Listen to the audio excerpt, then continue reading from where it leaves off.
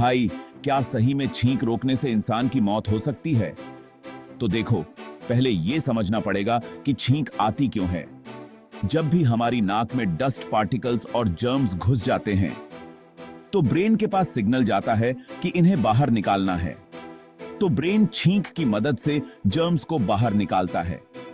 अब देखो, जब भी हमें छींक आती है, तो वो लगभग 160 किलोमीटर प्रति घंटे की स्पीड से आती है। मतलब इतना ज्यादा फोर्स और प्रेशर लगता है